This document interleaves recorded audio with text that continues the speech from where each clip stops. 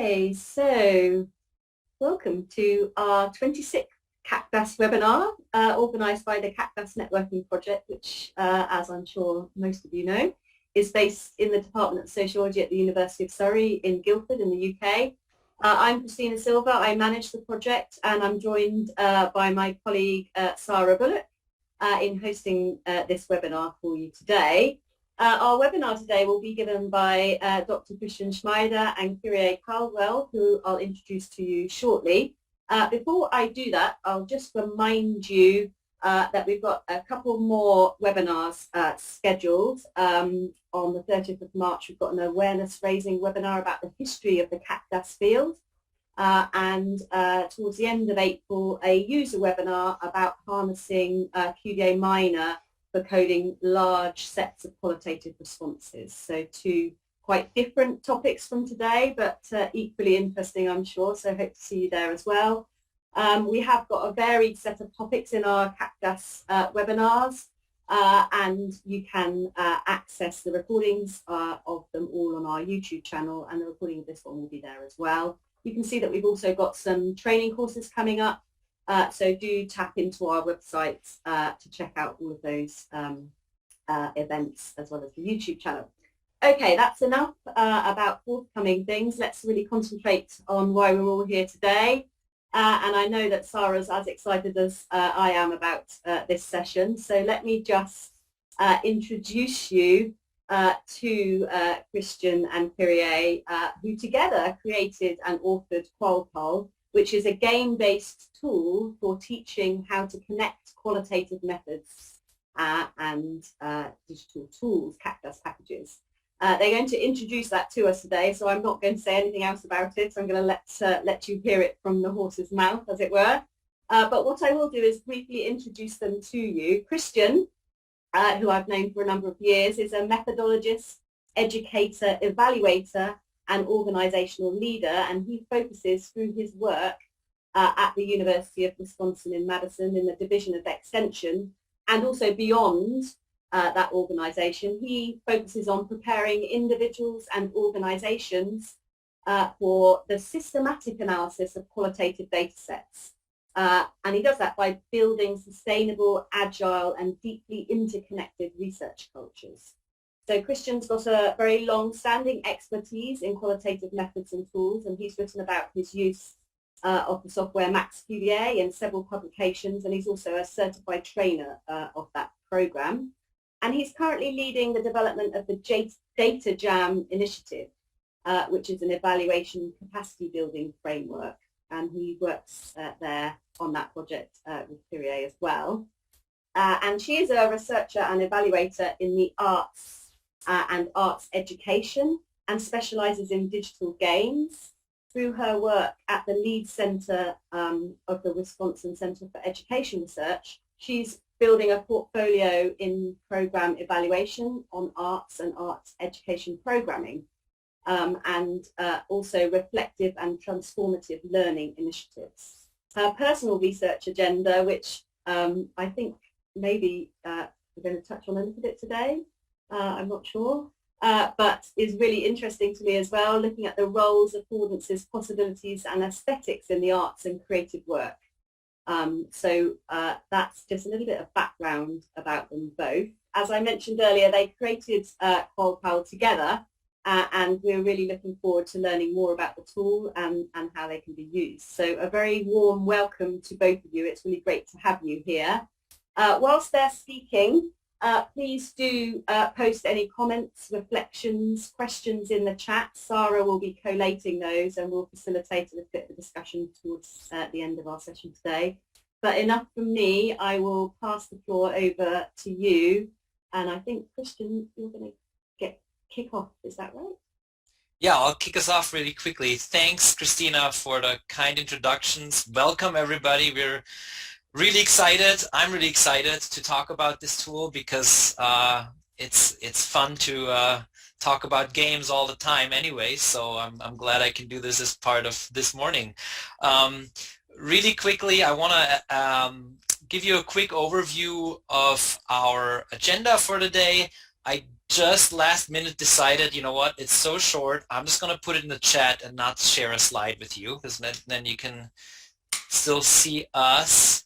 So here we've got the overview first. We're going to first talk about what is QualPal. Then we're going to talk about why we developed this tool, educational principles behind QualPal, some methodological principles behind QualPal, and we'll share some examples with you of how we use this card-based tool. And then hopefully we'll have enough time for some conversations and questions and maybe some experimentation. So with that, I'll hand it over to Kyrie to tell us a little bit about QualPal. Yeah. So, with QualPal, we support researchers and evaluators in successfully doing qualitative analysis. So we, the aforementioned Data Jams initiative, with that, we're regularly teaching the use of CAQDAS through group analysis processes. So we call those Data Jams. Through our evaluations and informal conversations, we learned that oftentimes analysis found that our facilitation of the team analysis process was more useful for them than the technical understanding of using CAQDAS. So based on that feedback, we started analyzing how we ourselves taught the practice of analysis by observing each other in consulting sessions. We found that we used a fairly stable set of analytic techniques or procedural pointers to help analysts structure their work and help them get unstuck, so to speak. Thus, to support learners and experienced analysts with using analytic techniques, we have developed the card-based analysis tool, QualPal, as Christian is now showing off. It consists of a printable deck of cards that contain concrete techniques and steps that experienced analysts use and that are often implicit in teaching qualitative methods. The cards range from reflective prompts such as where is this in the text, use the participant's words, stop at every sentence, specify your terms. So like these really like moment-to-moment actions, right? So it wasn't at all our goal to proclaim some sort of like authoritative, comprehensive list of analytic heuristics. Indeed, quite the opposite. Our goal was to build a playful and more flexible medium for reflecting on qualitative work and for designing analytic processes. So our materials assume that your data have already been collected and cleaned up so that it is in workable, readable form. So please note that QualPal's focus lies on analytic process design, so not overall research or project design. So along those lines, QualPal isn't a method, right? Rather, QualPal contains commonly used techniques and activities so you can kind of play with them, explore them, expand them. You may find some things from your own methods and analytical habits missing. And that's part of the point, right? QualPal is designed to help you reflect upon your analysis processes, and it's a starting point. So yeah, I'll throw it over to you, Christian. Thanks, Kyrie. So yeah, so at the core, QualPal is really nothing more than a set of cards with prompts on them. That's really all there is. And what we've done is we've developed different playful activities and different approaches that can help teach qualitative analysis, especially in connection with qualitative data analysis software. So the background for this is that, as many of you probably know, or maybe know, I'm not going to make the assumption, is that teaching the concrete practice of qualitative analysis is a big challenge for methods educators. There's often time restrictions in formal classrooms. There's big class sizes that make it really hard to convey how analysis actually plays out in real life. And instead, many learners are forced to figure it out somehow, whatever it is. And very often analysts do not have access to apprenticeship, for example, in the form of actually co-analyzing data with more experienced analysts. For many analysts, the analysis of their own thesis work is the first in-depth and often very, very isolated dive into the actual practice. And this issue is only intensified for users of qualitative data analysis software. Many analysts do not have access to local networks of CAQDAS users and opportunities to see others actually bring these methodologically driven workflows to life with CAQDAS and other tools. So overall, this leads to a lack of first-hand experience of the actual practice of analytic work. And an extension of this, it leads to a lack of first-hand experience regarding how to facilitate and navigate collaborative analysis processes. And when I say collaboration, I don't mean division of labor. Collaborative analysis is co-analysis, co-navigation, co-negotiation of meaning in a group setting, often using some kind of a technology or medium. So the lack of first-hand analytic experience is a lack of practicing how methodologically driven work plays out in the here and now, how methods actually translate into action, into cognition, into the creation of concrete processes and products. And this, of course, poses a major challenge for CAQDAS education.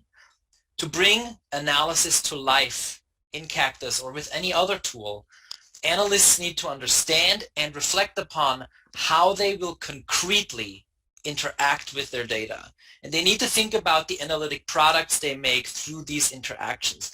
That's the prerequisite for what Silver and Wolf call the translation between the tool and the method. If I want to use a tool or a software that helps me with very concrete steps of my analysis, like writing, reading, writing a summary here, assigning this flag to that, then I need to be very, very clear about how my analytic work actually plays out so that I can actually consciously design and also reflect upon my process. So that's kind of like the bigger picture of why we developed a tool that is aiming at this very, very concrete here and now of analysis. So now the question is, like, why did we develop this as a game or as a set of cards rather than as a list or as a chapter in a journal? And I'll kick it back to Kyrie with that. Righto. So yeah, so personally I began to engage more deeply with qualitative methods soon after I got my master's degree. So fresh on the heels of my work at the MIT Game Lab, so that's the Massachusetts Institute of Technology.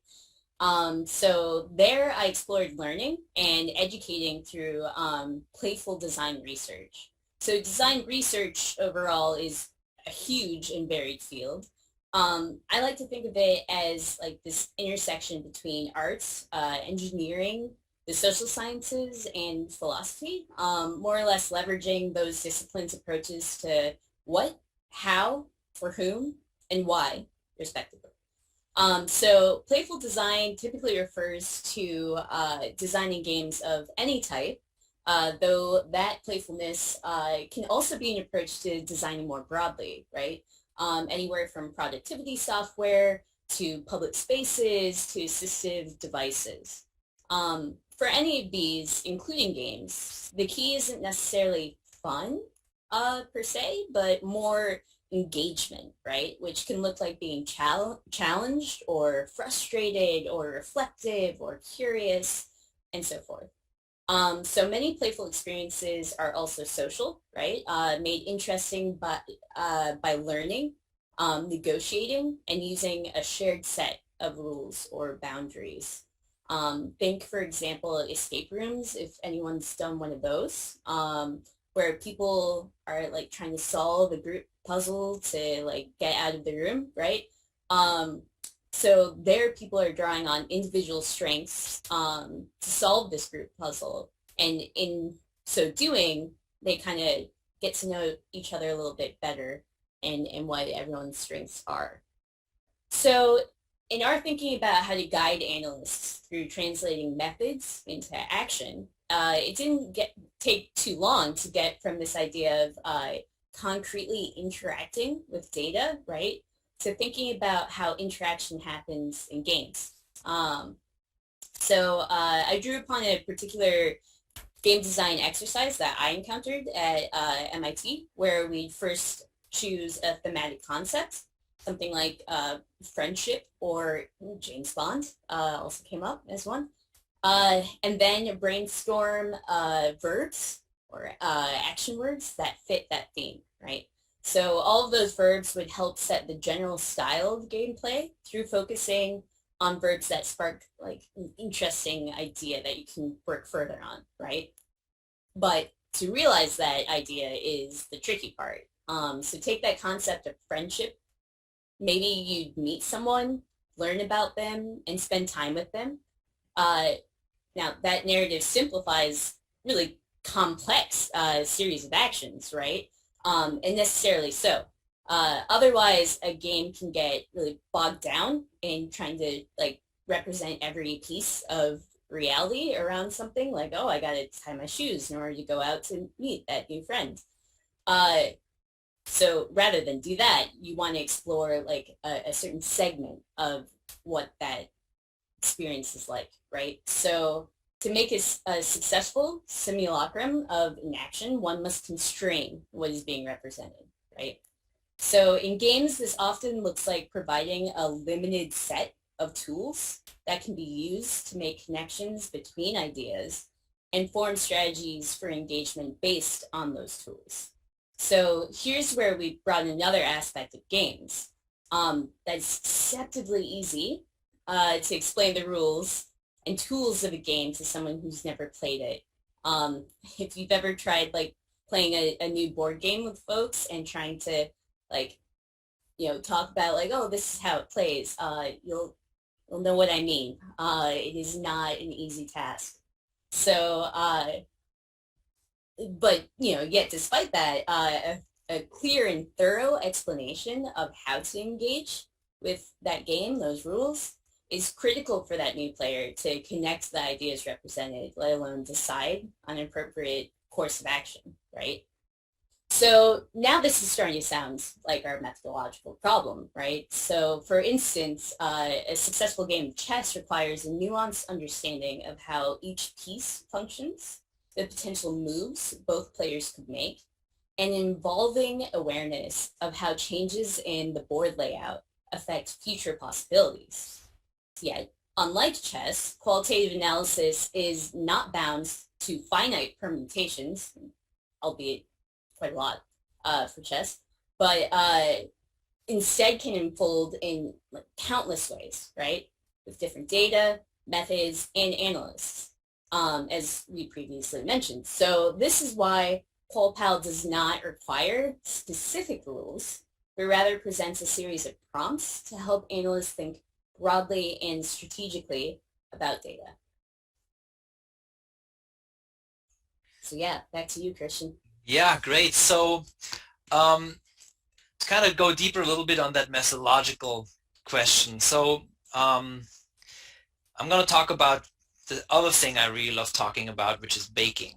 So if you're familiar with the Great British Bake Off, you might be very familiar with the issue we're trying to actually solve with this card game. So in this popular baking show, home bakers have to compete in what's called a technical challenge. So that's one of the things they have to do is a technical challenge. So that looks like this. They get a set of ingredients. They get some eggs, they get some sugar, they get some flour, they get some tools, right? A mixer and a pot. And they get a very limited recipe for a baked good. And they often have to make a cake that they've never seen before. So for example, they may get a few eggs and sugar, and the recipe will say, make an Italian meringue.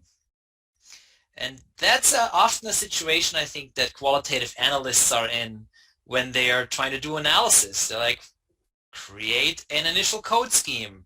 Oh, okay, well, I don't know, I'm not familiar with the kitchen. How do I know when it's emerging or not emerging? What's going on? Like, how do I do the thing? And I think that's a very similar issue, and you can see if you have the chance to watch the Great Baking Show, it's folks who have done this before, maybe with somebody, and have apprenticed or say like, oh, I've seen this before, like when the meringue, when you put it first the sugar in, and if it gets too stiff when you whip it, you slow it down, and this is kind of what you need to do.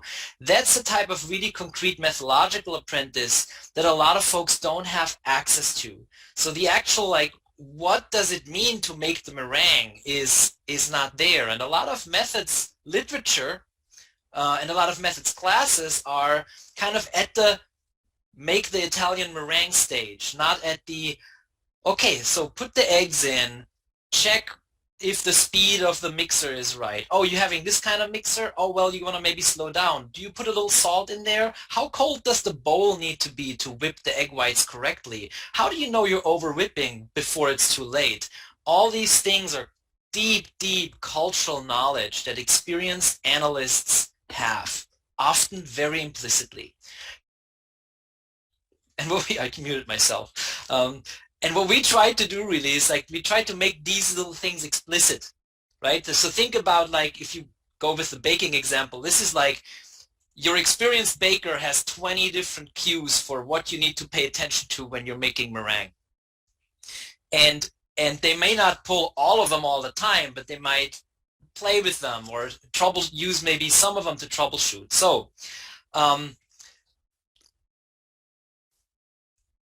back to the baking example. So it's really hard if you've never watched somebody else make a meringue to make a meringue successfully and reliably. There's so much cultural knowledge, so much deep knowledge, and that is what we're trying to aim here with QualPal. It's a tool to help analysts and educators to talk about, reflect about, and design concrete workflows that may help them work with the often ambiguous and shifting analytic tasks that they have to go about.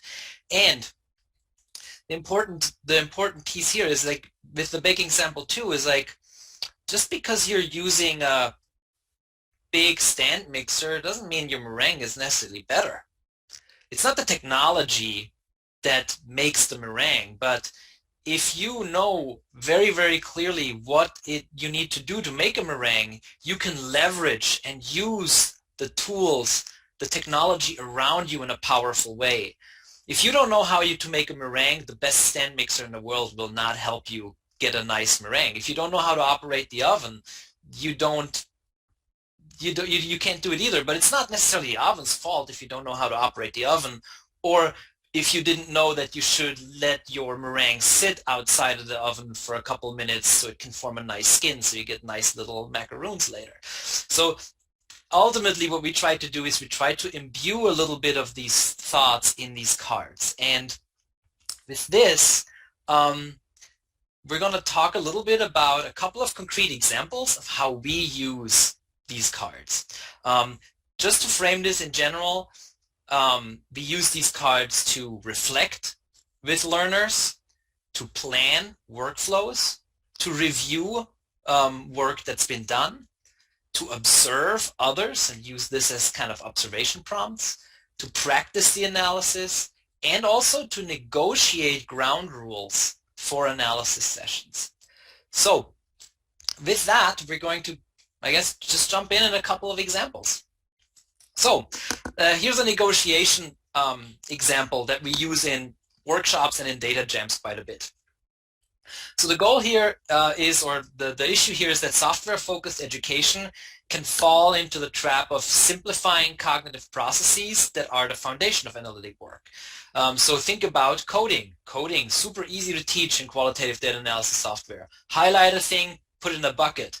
But that's really an oversimplification of the cognitive processes that need to happen and that also need to be documented and reflected upon when you're doing this action.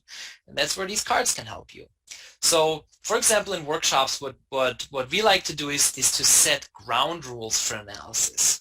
So to have a couple of cards that we say, these are the things that you should be paying attention to when you're starting to, let's say, start developing codes for your evaluation. So, for example, what we would do is we would start with, we always start with similar ones. So, for example, stop at every sentence.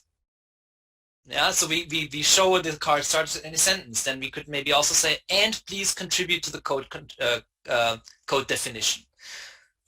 So now before folks start working, they see these two cards and we explain, okay, what does it do if you stop at every sentence? If you're analyzing, how does this slowing down help you or change the way you see the data? And always contribute to the code definition. Every time you made a decision to code, go back to your code definition and write why you made a certain decision. Or for example, you could also do read aloud. Like read your text aloud. What happens if you do that? What's the difference? Do all these things. So that helps already frame for users, or also for folks who learn CAQDAS. They're like, these are a couple of concrete things that I need to do. What tools that were maybe introduced to me earlier, like memos or paraphrases or code colors, what tools could I use to actually help with this very concrete thing? And that's kind of like that's a really powerful way to introduce folks to the design process, to bring them closer to the here and now and say, like, you have certain things that you need to do. How do you translate that into software? And of course, over the course of a workshop, that's a nice thing about a set like this. You can say, well, we'll start with 3 ground rules, okay? 2 hours into the workshop, we can say, hey, let's add 2 more. Or we could say, here, Group X, you've been doing some analysis now. Choose from these 8 cards 2 techniques that you want to integrate into your work. So for example, we actually want to paraphrase what our participants are saying. And if they say, yeah, we want to do that because that helps us achieve X, Y, Z, then we can say in a CAQDAS workshop, okay, so here's a couple of functions you could use. Try to experiment with them a little bit. Right? So you could, for example, create a code that's an in vivo code to paraphrase what your participants are saying. Or you could use an annotation, for example. Or you could use a paraphrase. Or you could write it on a piece of paper. What does that do? So this really helps folks to get into the design process of, I'm designing an actual process. I'm not designing for some kind of ephemeral methodological task. I'm designing for the here and now of my work. And that's one way in which we use this this tool. And Kyrie is going to talk about a different application context for this.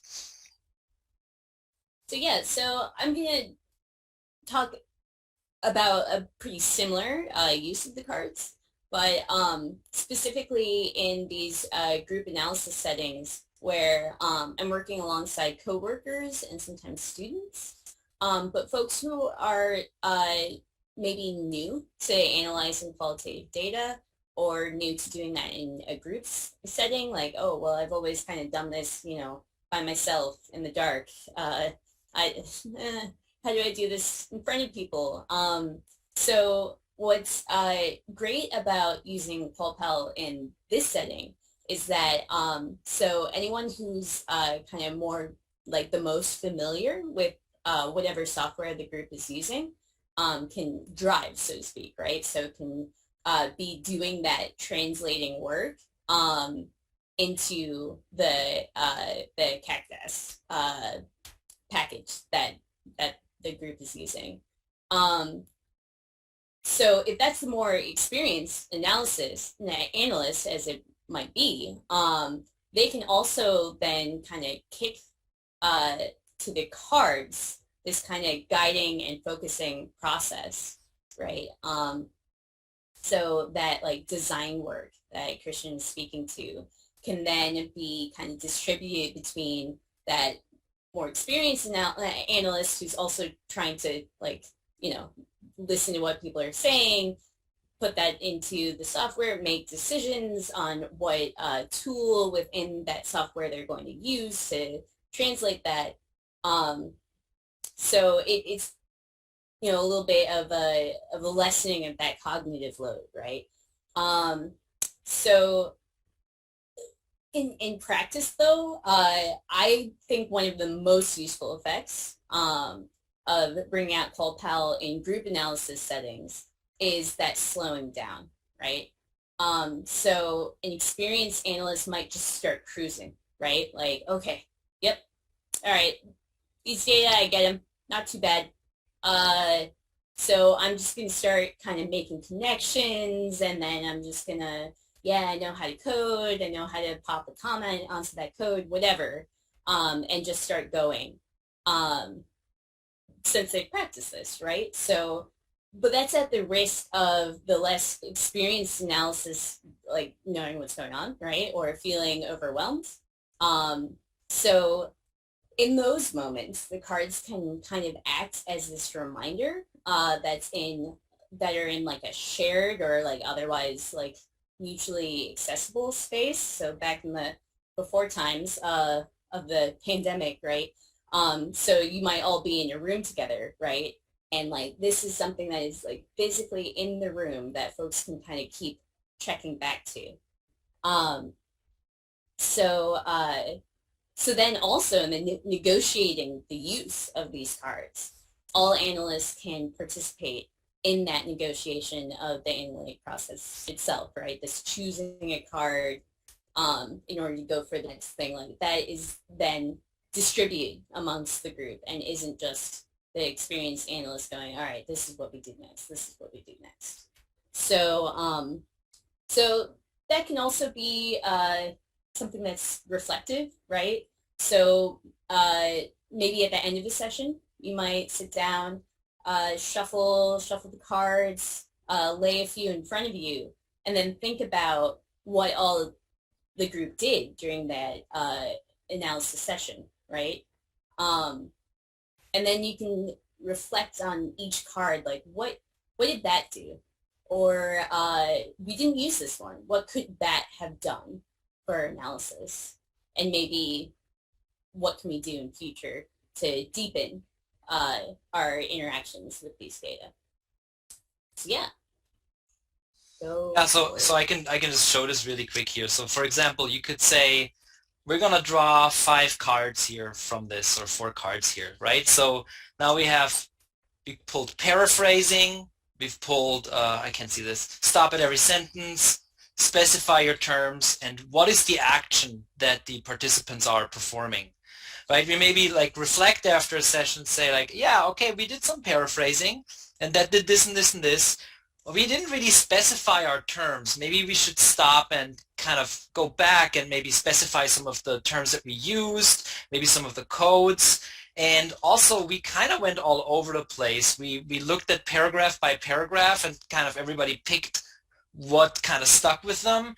Maybe next time we want to do a little bit more of a slowed down analysis and see if we can see anything else. And that's actually also how you can use this creatively to kind of design your own workflows, to just like draft 4 cards and think about, if I would do this, what would change? Or let's do an analysis for 20 minutes. How would I do this, and how would I do this in the software actually? So it's almost kind of like a design challenge. Like you could see it, for example, in a webinar or in a CAQDAS course where you have users already trained on the basics. You could throw in a design challenge and say, you get 6 cards, build a workflow with these 6 cards. How would you do that in the software? What would that do from an analytic perspective? And if we turn it around a little bit, like there's other things you can do with this kind of like, what could you do with this, or what does this do?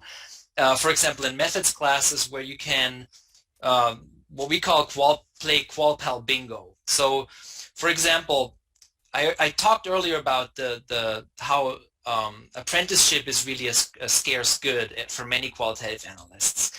So what you could do, for example, is you could have a couple of more experienced analysts come in, for example, in a methods class or in a CAQDAS webinar, and have them sit down for 20 minutes and actually analyze data. Like sit in front of the class, in front of the group, and do your thing. Do what you do when you do the thing. And you can give each group, you can divide the learners into groups, and you can say, okay, every group draws 6 cards, and they put them in front of them. And now they observe the analysts, but with the cards you gave them a focus on what to look for.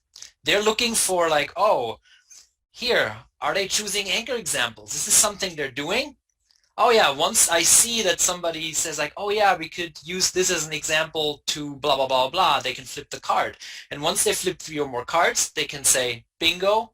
And then they have to explain the cards that they flipped, like what techniques did you observe here and what did that do for the analysis process? So they can be used as prompts and as focal points for analysts to actually deeply analyze how others are doing these, using these techniques. And of course, you can do that also for your own research group, right? So you could say, you know, everybody picks 4 cards, picks their 2 favorite cards with the 2 techniques that they think are the juiciest or the ones that they use the most or the ones that they find interesting, and then they talk about them. You can say, I picked specify your terms because that does this and this and this and this.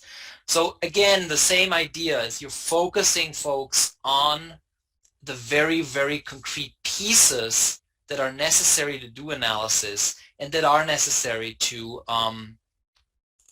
actually use qualitative data analysis, because the data analysis software, because the software is the most it's so concrete. Moving the mouse, moving the cursor over a screen is so extremely concrete, it requires other concreteness.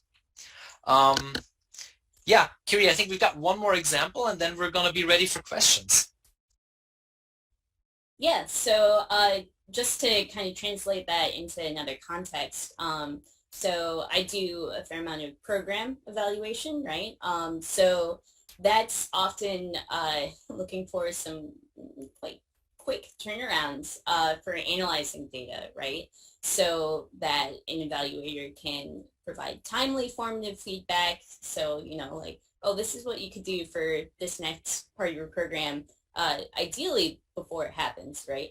And then also that can help you, or you're also looking to make like these kind of summative reports. So quickness is something that comes up in evaluation context, right? So, but what you kind of don't want, right, is that quickness to be like kind of too centralized to that analytic process, right? So again, you know, using QualPal to slow down that analysis process, but then also maybe like acting as a checklist of sorts, right? Like, did I remember to do this? Did I slow down enough to stop at every sentence? Did I read this aloud and really think about each piece of these data, right? And not make assumptions, so forth. So helping you to kind of be thorough while also not like laboring over like, okay, all right, what should I do next? And with that, that kind of general usefulness for using the right. So the cards as this kind of like window into analysis for those who might not be as experienced. That can be really helpful for then talking to program stakeholders about like what that analytic process looks like, how you got the results that you got, and kind of building that kind of confidence in what that evaluative process looks like through that kind of, right, this concrete, like, here's how it happens. It's not just me like sitting here and just like pulling this out of a hat. I'm looking through these things. I'm doing these things in like a way that can be like talked about and expressed, right? So so you could hand them out at like the kind of stakeholder meeting where you're discussing your analytic results. You might show like, you know, a kind of sample of the raw data. And like in the methods class, you could even demo that process of this is what an analysis would look like. And now you have in front of you like this kind of reference point for what we're doing. Yeah. And I think there's the other piece that makes this a really valuable educational resource is that those things like read things aloud, unpack something, where is this in the text, those are not ideas or concepts that are, you know, qualitative researchers only do it. It's actually something that a lot of people do, maybe everybody even does. So in that context, it's really great to explain analysis in those terms that actually connect with the lived experience of your audience, right? Because if I just say, yeah, well, we generated a coding scheme and then maybe we did some axial coding, or we did discourse analysis according to Fairclaw, that's all very intimidating for many people, even qualitative researchers. And it's really, in many contexts, not helpful because it's really not educating folks, and it's not really unpacking and demystifying what this work actually looks like. So again, the concreteness of the tool is kind of like a really great connector because it connects to something that folks have maybe done before, even if they never thought about that this is actually something that's part of qualitative analysis. It's kind of like when we do an evaluation training, we often start with talking about how evaluation is something that we all do always do, right? If you go to a store and you think about what kind of cookie am I going to pick up, there's all kinds of evaluative thinking and processes that are useful in these other domains. And the game really helps kind of like, let's take all that lingo away and let's look at what's actually being done so you can actually may have a concept of it. Okay, so at this point, that's all the content we have, and we are ready for your questions, just on time. Fantastic. Thank you so much, Kyrie. Thank you so much, Christian. I have really enjoyed that. So much food for thought.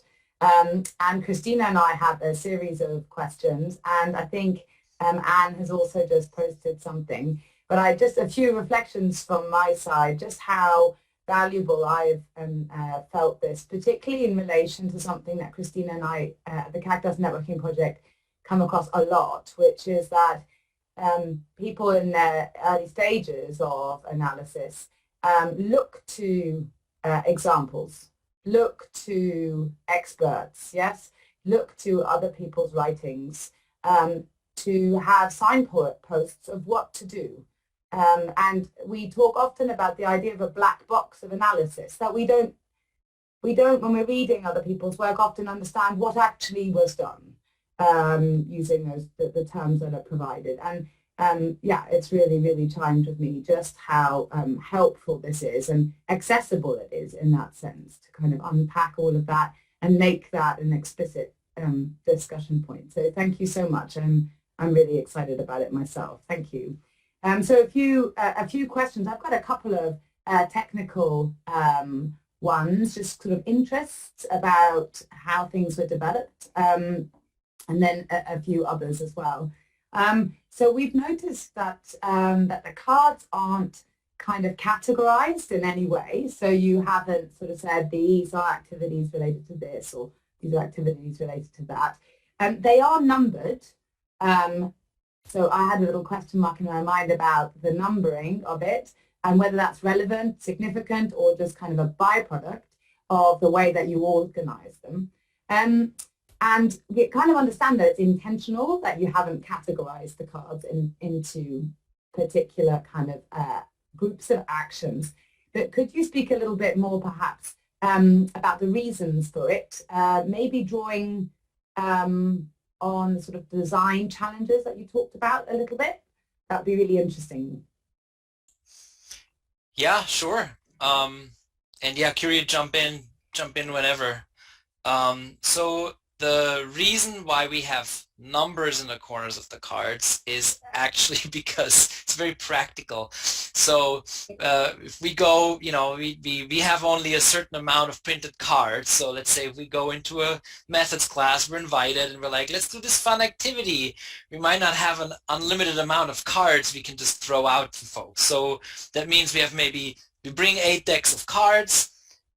We have 8 groups with 4 people. We say, here, you get a deck of cards, you get a deck of cards. Okay, shuffle them and move them around, blah, blah, blah, blah. So at the end of the workshop, we have a pile of cards, and then we were like, okay, so stop at every sentence, this. There's a lot of work. It's easier if they have numbers. And then it's also easier to check, do we have all of them in each deck, so that we're next time not handing out cards where some folks don't have a certain card. So it's really more of a practical, more of a practical aspect. Yeah, so they're not ordered in any particular way according to the numbers. Excellent. That was just a curiosity. Maybe I'm, just interested in the microscopic, but sorry. Yeah.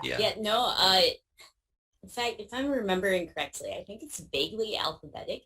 I think it was maybe alphabetic in the beginning, and then we changed them. Yeah. Great. Sorry, Sarah, can I just chime in? Do you mind? So I think it's interesting. So I was also interested about the lack of categorization, and I totally get why that is from a kind of pedagogical point of view. But when I was looking at them through here, and then I've got some as well, and looking at on the website where we can download them, it made me realise how kind of how conditioned I am to think in categories. Because I looking at all the cards and think, oh, those are sort of capturing reflections type tasks, and those are slightly other sort of, and so I found that quite interesting just to reflect on my own way about thinking about these concrete moments. I love the way you refer to them as kind of those concrete moments that we have with our materials, and it made me realise, oh, I'm kind of conditioned into going up a level and think about categories of things, and actually how refreshing it was when I spent some time before the webinar today looking at these in a bit more detail, to take it right down to that lowest level and think about all of these things completely irrespective of categories and methods as well. I really found that really refreshing.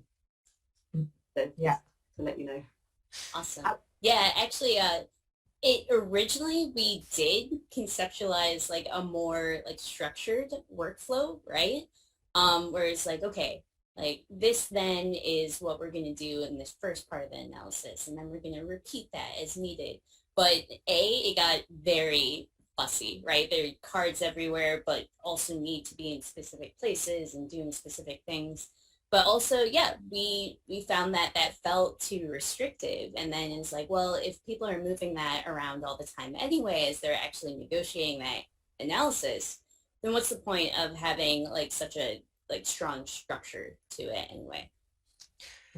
We had developed, so this is what you're seeing is like in true design fashion, this is the minimally viable product. We had like this whole, when we were designing, it was kind of crazy. We had like these huge play mats with like kind of like, and we had at that point, Christina, your and Nick's article had just come out with the 5-level CAQDAS. So we had like, task level things, and we had like this like almost like looked like a solitaire, where you could like have a repeat card and then you slot that there, and we're like, this is getting way too complicated. And there were like roles that people could have. And it was, we were going a little bit down the design space, and I think again, like the more also we thought about adding more to this, the more it kind of like it loses its freshness as a thinking tool, right? Then it becomes more restrictive, or like, is this how I should be using it? And Christina, to your point, I think it's like it's actually nice that some of these are like not like the others, because that's something you can use as an educator, right? So you could say, which ones are like the others? Which ones do you think are great for survey research and terrible for interview research, right? Or here, like you've read, for example, you're working with Creswell's 5 Approaches book. All right, so which cards would be good for narrative analysis? Which cards would be good for a grounded theory project? Which ones would be terrible for that? Like that's part of like the thinking, because again, like Christina, like you said, like you're actually thinking at the very concrete level of human activity, and that's where I think a lot of I think a lot of folks don't think about that in that specificity, because it's you learn it and you kind of already kind of go a step further. And I think that's why this is also a great tool for educators to kind of slow down and think about like, okay, so how do I want to talk about my own work? Like you could just go through the deck and think about the last time you did analysis and say, I did this, I kind of thought I would be doing this, but I didn't really, to then kind of really unpack it for yourself and be able to talk about it in a different way. Yeah, I certainly felt that looking through the cards. I definitely recognized some of the activities that I naturally tend to do, and kind of irrespective of the project, right? So they're sort of ingrained ones that I go to. And yes, sometimes it is to do with the actual project at hand, but other times I also think that it's to do with a personal road that I have traveled so often that it's just one of my go-to things. So it's a really nice way of loosening that up, freshening that up, challenging myself to say, you know, am I doing that because it really needs to be done, or am I doing that because I just always do that? And what are the other things that I might need to be thinking about doing instead? I have got a couple of questions here in the chat that I'd love to turn to. So Anne says, this is such a useful presentation, thank you. I'm thinking of some research groups that I work with where lower level staff might wish to change the group analysis process, but those in charge of the process are perhaps content with the status quo. Any thoughts on ways that lower level staff could dip their toes into this and subtly kind of use QualPal to shift the process? Yeah, to raise alternatives. Yeah, we're getting into a very, very interesting and very ubiquitous aspect of power in research. That's a really good question, Anne. If I'm going to put my consulting hat on, I would say, I would first ask, how specific were the instructions from higher level project leadership? And my money would be on that they probably didn't say, that they didn't talk about analysis on that level. They maybe said, yeah, we want you to apply this coding scheme, or we want you to write case summaries. But how that actually goes about might not have been so clear. So in that case, actually, this can actually help the team maybe to say, okay, we have this task, we were told to do the thing. How are we doing the thing right now? So you could say, okay, 2 people analyze together, the third person is using these cards and they're observing. And they're like, yeah, we're doing this, we're doing this, we're doing this, we're doing this. What are things we're doing that are not on cards? Let's make some quick ad hoc paper cards. So now you're doing all these things. Now the group has a language to talk about, these are the things we're actually doing. So now you have a different way of communicating with the higher level project leadership, where you can say, look, these are the things we're concretely doing, and this is what then leads to these products. Now you can then say, oh, well, is this what you really want us to do? Is this really how you want us to interact with this? Or do you want us to interact with this like this, but it's not making the products that you think it's making? So of course there's a huge power aspect, so it's really hard to kind of make any guidance on this, but I think this tool gives you a language to talk about the concrete work, so that the communication research teams is not on this level of, yeah, please do thematic analysis, figure it out. I've heard that that's great. Thematic analysis is good. We bought you the software. Do it. Figure it out. Right? And the experienced analyst will be able to break this down into concrete techniques, but the non-experienced analysts maybe not. This can help them to make this a little bit more concrete and then have a conversation on a different type of level. Right. Great. And Thank I you. think that that shared language aspect is really important for that kind of emotional labor piece of trying to navigate that power dynamic, that it's like, oh, well, we can kind of keep going back, like the cards, we can use them instead of then bringing it all onto the self, well, I think that we could try something else. Then it's coming from something that the group has in common already, and can kind of break the ice, so to speak. Yeah, absolutely. Thank you so much for those reflections.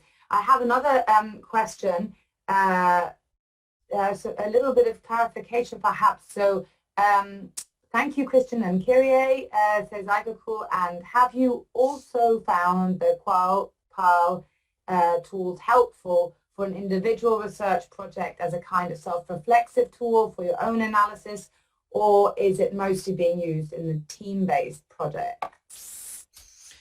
Yeah, that's why we call it QualPal, because everybody needs a pal when they do qualitative analysis, and a lot of folks don't have a pal when they do qualitative analysis, right? So this is kind of like, sometimes I think about this is my methods mentor in card form. My mentor Jan Kruse from Freiburg, we would do analysis together, and it's almost like he would have all these different techniques or heuristics, all these threads, all these different ways of like shifting and questioning and doing something slightly different. He was the card deck, right? So I don't have him here anymore. He unfortunately passed away a few years ago, but now I have these cards, right? So it's actually really helpful for when you're stuck. So I use those a lot when I'm getting stuck with, for example, figuring out what emergent themes I see in the data.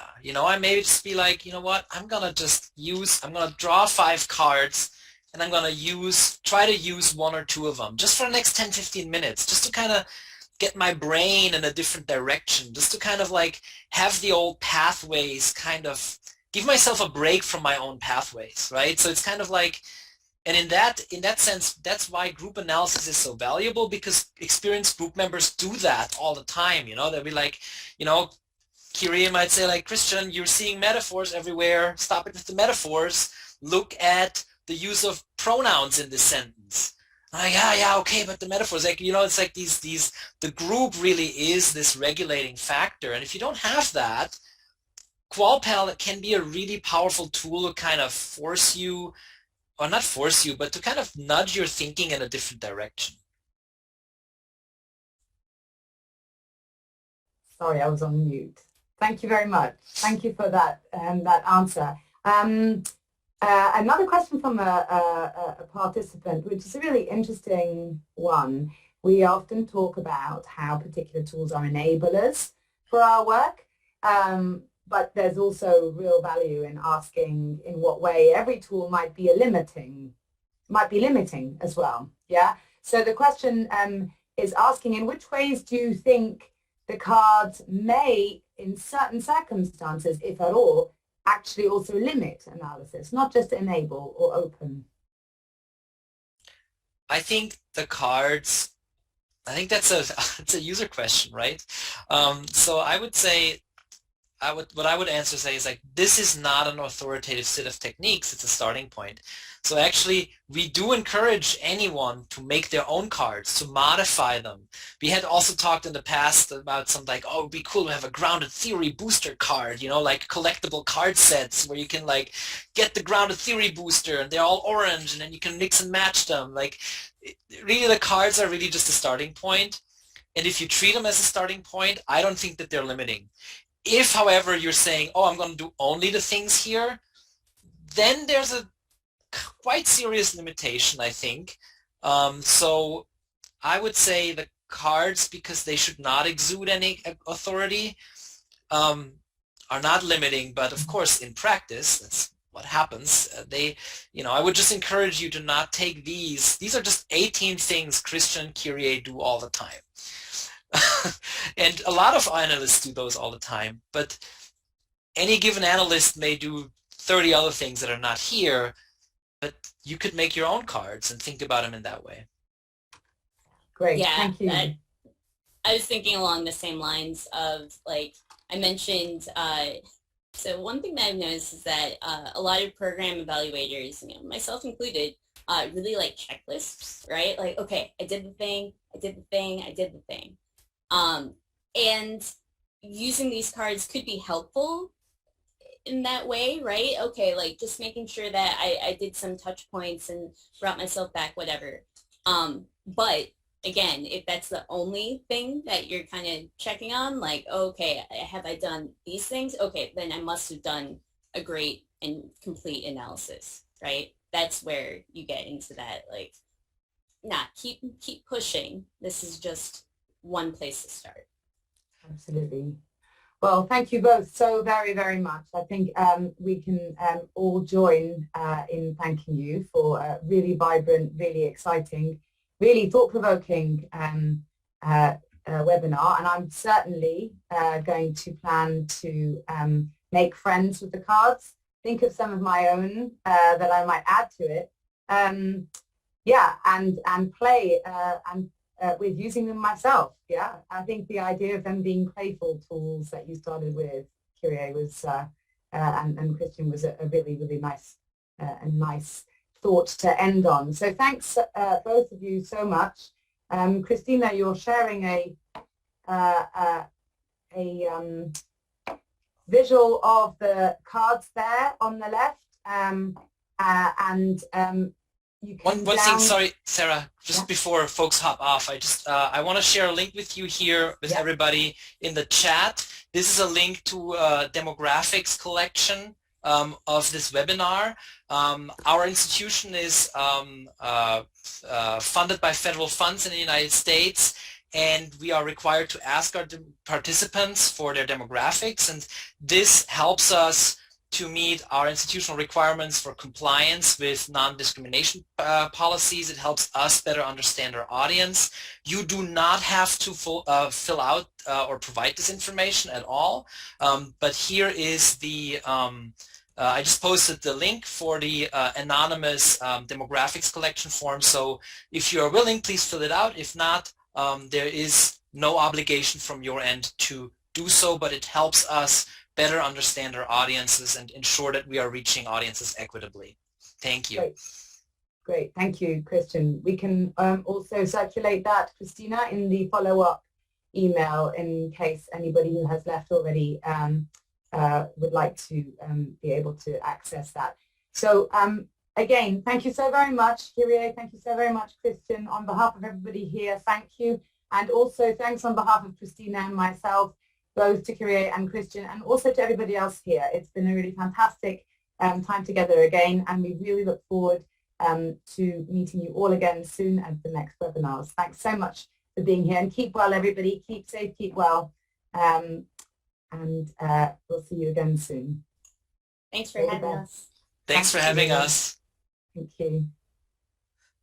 I'll stay on if there's a debrief. Yeah, sure. Yep.